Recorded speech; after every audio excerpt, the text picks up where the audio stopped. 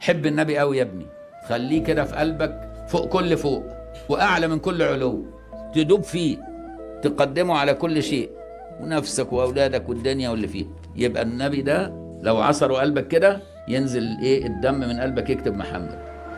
النبي، هو احنا ماشيين الا بالنبي؟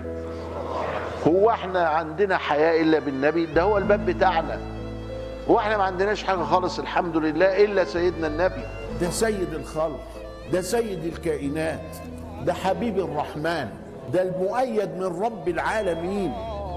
أنت فينا أنت فينا أنت فينا الله، لا نعذب يا حبيبي وأنت فينا. أنت فينا أنت فينا أنت فينا أنت فينا أنت فينا أنت فينا، لا نهزم يا حبيبي وأنت فينا أنت. أصل النبي ملوش إرادة منفصلة عن إرادة ربي، إرادته هي إرادة ربي. فإذا أحب إنسان يبقى النبي، يبقى ربنا بيحبه، والحمد لله النبي بيحبنا. مش النبي بيقول اشتقت لأحبابي، وفي رواية إخواني؟ فالنبي بيحبنا، وطالما النبي بيحبنا يبقى بختنا بالنبي، يبقى ربنا بيحبنا. وربنا إذا أحب عبد لا يعذبه. ولذا لما ادعى اليهود والنصارى أنهم أبناء الله وأحباؤه فأقام عليهم الحجة وقال فلم يعذبكم بذنوبكم، أي لو كنت أحبابي ما عذبتكم.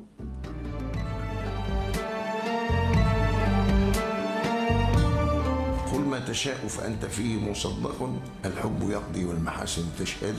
لا تطروني كما أطرت النصارى المسيح ابن مريم. مش الناس بقى اللي عندها شيء من الغباء يقول لك النبي قال لا تطروني، طب ما تكمل، لا تطروني بس تقف كما أطرت النصارى المسيح. يعني قالوا ايه؟ ابن الله.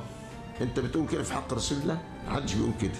يبقى حدث ولا حرج، لأنك والله لنا ولا انت ولا أي مخلوق نستطيع أن نوفي رسول الله حقه، لا في جانب المدح ولا في جانب التعريف ولا في جانب التوصيف. ما نقدرش نوفي حقه، لأن النبي صلى الله عليه وسلم قدره لا يعلمه إلا الله.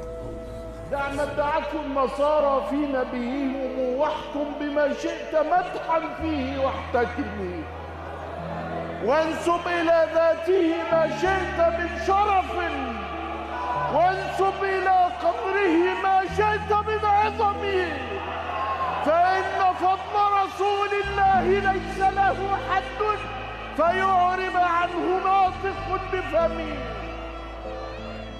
ومن أحب رسول الله ستر الله عليه وغفر له وأخذ بيده.